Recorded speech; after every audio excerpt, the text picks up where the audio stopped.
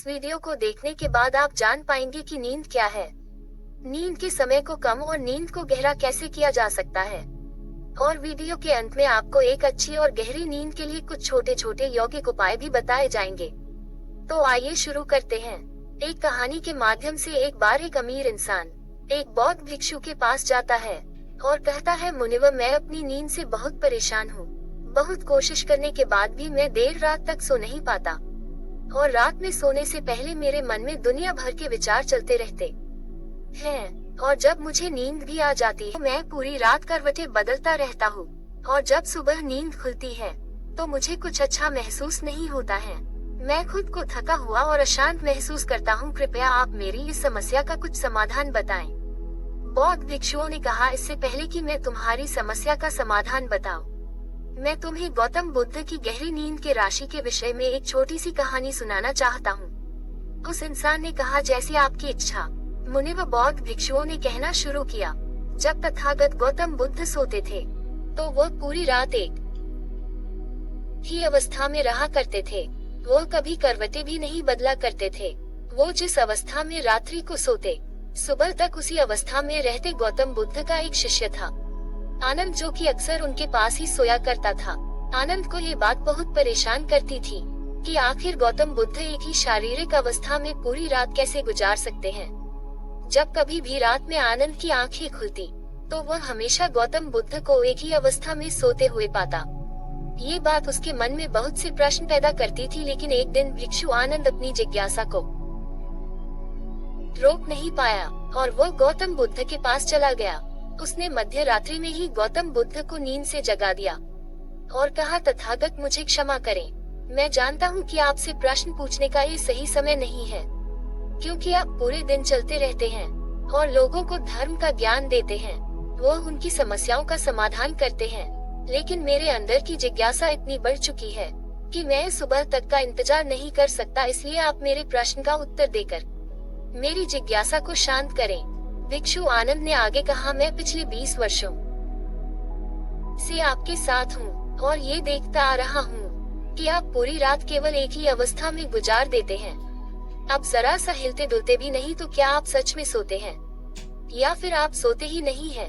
गौतम बुद्ध आनंद की तरफ देखकर मुस्कुराए और कहा, मैंने अपने लिए सोने की सही अवस्था ढूंढ ली है। अब सोते समय मुझे हिलने की आवश्यकता नहीं है। मैं नींद की अवस्था में भी जागृत रहता हूँ जबकि मेरा शरीर सो जाता है, लेकिन मैं जागृत रहता हूँ। प्रश्न ये नहीं है कि नींद की अवस्था में शरीर हिलता है कि नहीं, शरीर क्यों एक स्थिर अवस्था में रह नहीं पाता। असली कारण तो मन है। ये मन ही है जो कि शांत और स्थिर नहीं रह पाता और यही कारण है कि नींद की अवस्था में भी हम अपने शरीर को हिलाते रहते हैं। लेकिन मैं इन सब चीजों से परे आ चुका हूँ। अब मेरे अंदर मन जैसा कुछ बचा ही नहीं। जब मैं सोने जाता हूँ तो मेरा शरीर बस एक मृत शरीर की भांति हो जाता है। मन जैसा कुछ बचता ही नहीं। आनंद, क्या तुमने कभी किसी मृत शरीर को अपनी अवस्था बदलते हुए देखा है? ये तो केवल हमारा मन ही है जो कि हमारी गहरी नींद की अवस्था में भी यह सब काम करवाता है। एक बार मन स्थिर हो जाए, मन शांत हो जाए, तब तुम्हारा शरीर गहरी निद्रा में चला जाएगा, लेकिन तुम भीतर से जागृत रहोगे। भीतर से तुम सब कुछ अनुभव कर पाओगे। सोने के बाद भी तुम्हारी जागरूकता एक छोटे से जलते हुए दीपक की तरह लगातार प्रचलित रहेंगे। कहानी खत्म करने के बाद बौद्ध भिक्षु ने उस अमीर इंसान से कहा, एक जागृत इंसान न कि केवल अपने शरीर को पूरी जागरूकता के साथ देखेगा, बल्कि वह अपने मन को भी पूरी जागरूकता के साथ देखता रहता है। एक जागृत आदमी सामान्य आदमी की तरह नहीं सोते। जब सामान्य आदमी सोता है तो वह अचेतन हो जाता है। उसे अपने आसपास का भी पता नहीं होता, इसीलिए तो वह अपने सपनों का भी चुनाव नहीं कर पाता। लेकिन जब एक बुद्ध व्यक्ति होता है तो वह जागरूक होता है। जैसे सुबह आंखें खुली होती है, वैसे ही बुद्ध व्यक्ति की नींद में भी होती है। इसीलिए ऐसा कहा जाता है कि बुद्ध व्यक्ति कभी सोते नहीं है। जब एक आम इंसान सोने जाता है तो उसे नहीं पता चलता कि वह कब सो जाता है, लेकिन यदि तुम जागने और सोने के बीच के उस छोटे से पल में, जब हम सोने के एकदम करीब होते हैं, जागृत रह पाए तो कुछ अद्भुत घटित होगा जो तुम्हें जागरूकता के और करीब लाता जाएगा। ये सुन उस इंसान ने कहा, मुनिवर, मुझे इतनी गहरी अध्यात्म की बातें समझ नहीं आती। कृपया आप मुझे कुछ आसान शब्दों में समझाएं कि मुझे आसानी से गहरी नींद क्यों नहीं आती। बौद्ध भिक्षु ने कहा, देर रात तक जागने और आसानी से गहरी नींद न आने की 5 प्रमुख कारण हैं। पहला कारण है बिस्तर पर सोने के अलावा भी अन्य काम करना। जैसे कि बहुत से लोगों की आदत होती है कि वह बिस्तर पर ही खाना खा लेते हैं, बिस्तर पर ही पढ़ाई करने बैठ जाते हैं और ऐसे ही बहुत से काम वह अपने शयन कक्ष में ही करते हैं। शयन कक्ष का अर्थ होता है सोने की जगह, लेकिन लोग इसे अन्य कामों के लिए भी प्रयोग करते हैं, जिससे हमारे मस्तिष्क में शयन कक्ष का एक निश्चित अर्थ नहीं रह जाता है। इसीलिए फिर जब हम बिस्तर में सोने जाते हैं तो हमारा मन पूर्ण रूप से इस बात को स्वीकार नहीं कर पाता कि अब हमें सोना है, क्योंकि आपने इसकी उसी जगह पर अन्य कामों को करने की आदत डाल दी है। दोस्तों, अगर आज के समय के अनुसार बात करें तो हम फोन भी बिस्तर पर लेटकर चलाते हैं, ऑफिस का काम ही बिस्तर पर ही करते हैं, चाहे मूवी देखना हो, खाना खाना हो, वीडियो गेम खेलना हो या गप्पे मारना हो। आजकल लोग अपना अधिकतर समय बिस्तर पर यूं ही लेटे लेटे गुजार देते हैं, जिसकी वजह से हमारे मन में बिस्तर अब सिर्फ एक सोने की जगह नहीं रही। और यह एक बड़ा कारण है कि जब हम बिस्तर में सोने जाते हैं तो हमें घंटों तक नींद नहीं आती। बौद्ध भिक्षु ने आगे कहा, बौद्ध आश्रमों में एक भिक्षु सुबह सोकर उठते ही अपने बिस्तर का त्याग कर देता है और फिर वो दोबारा रात में सोने के वक्त ही बिस्तर पर वापस जाता है, जिससे उसके मस्तिष्क को पता है कि बिस्तर में आने का अर्थ है गहरी निद्रा में जाना। गहरी और आरामदायक नींद न आने का दूसरा कारण है सोने के एक निश्चित समय का निर्धारित न होना। बौद्ध भिक्षु ने कहा, अगर तुम सुबह जल्दी और पूरी नींद लेकर उठना चाहते हो तो तुम्हें रात को जल्दी और एक निश्चित समय पर सोने की आदत डालनी होगी। बौद्ध आश्रमों में रहने वाले भिक्षु हमेशा ही एक निश्चित समय पर सोने से कुछ घंटे पहले हल्का और आसानी से पचने वाला भोजन ग्रहण करते हैं और रोज रात एक निश्चित समय पर सोने चले जाते हैं। तो इस तरीके से वह एक निश्चित दिनचर्या का पालन करते हैं।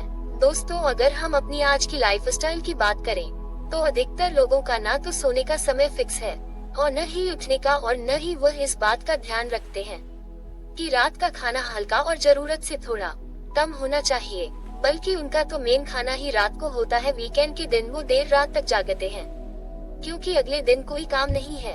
अगर रात में मूवी देखनी शुरू कर दी तो चाहे कितनी ही रात हो जाए, वह मूवी पूरी करने के बाद ही सोने जाएंगे। समय और जीवन में कोई सामंजस्य और नियंत्रण ही नहीं है।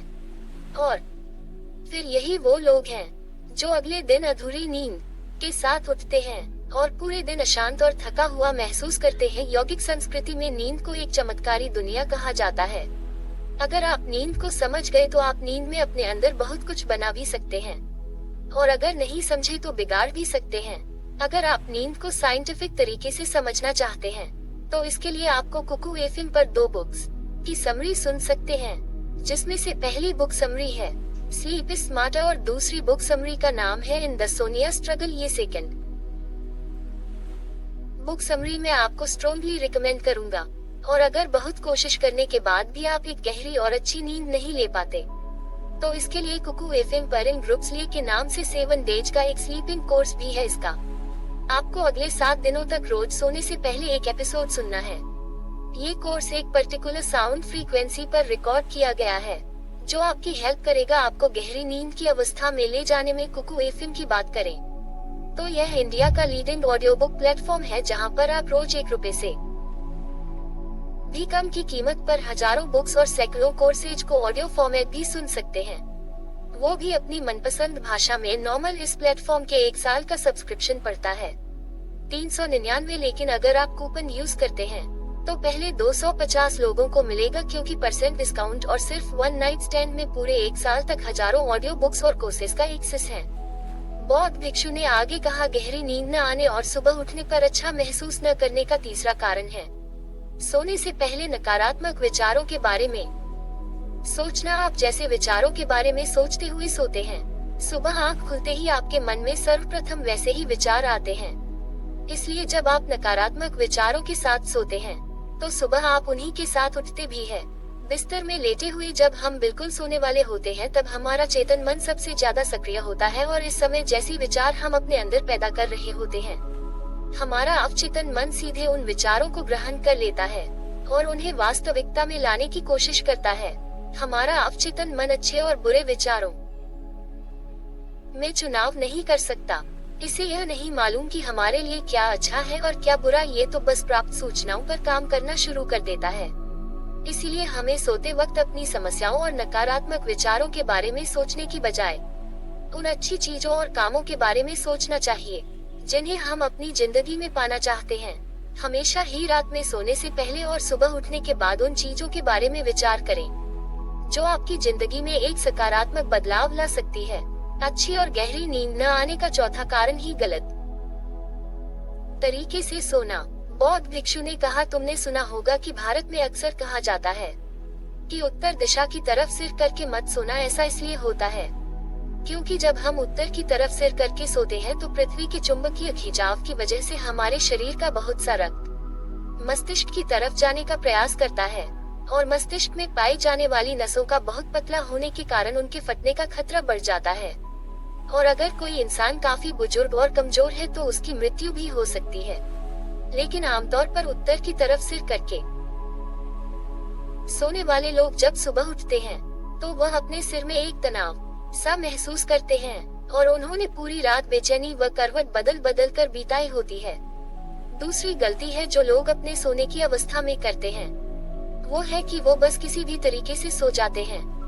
वो इस बात का ख्याल नहीं रखते कि उनकी रीढ़ की हड्डी सीधी है कि नहीं। लोग अक्सर पेट के बल या कैसे ही सो जाते हैं, जबकि हमें कोशिश करनी चाहिए कि हम अपने बाएं तरफ करवट लेकर सोए।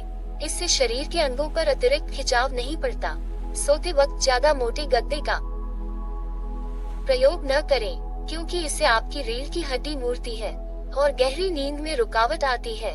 साथ ही ज्यादा मोटे तकिए का भी प्रयोग न करें क्योंकि इससे आपकी गर्दन ज्यादा मुड़ती है और आपका शरीर तनाव महसूस करता है और यह आपकी गहरी नींद में रुकावट का कारण बनता है।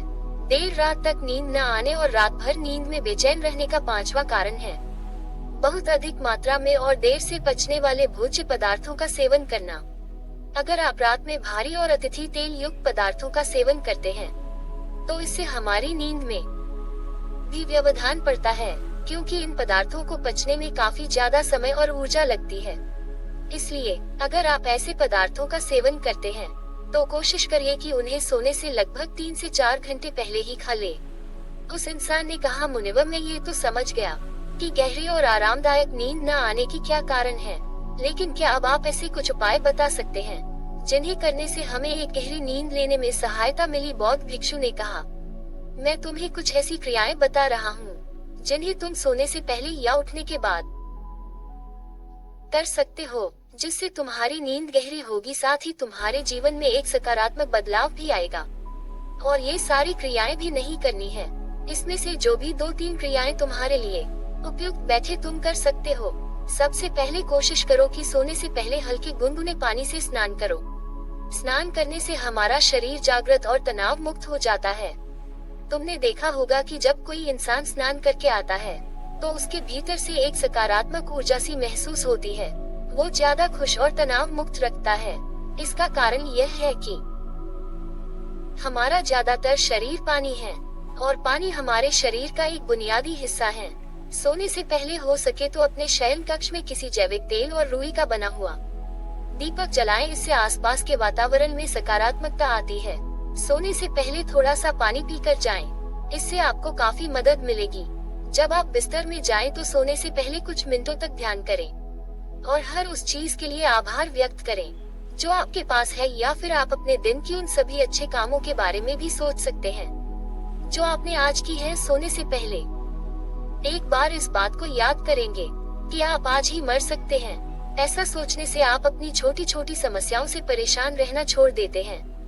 जब सुबह सोकर उठे तो अपने दोनों हाथों को आपस में रगड़कर अपनी आंखों में रखें। इससे आपका शरीर जागृत हो जाता है और हमेशा ही दाएं ओर की करवट के साथ सोकर उठे। हमेशा रात को जल्दी सोने की कोशिश करें जिससे आप सुबह जल्दी और अपनी पूरी नींद ले सके।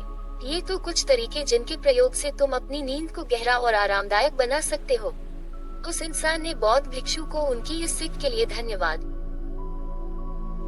कहा और वहां से चला गया।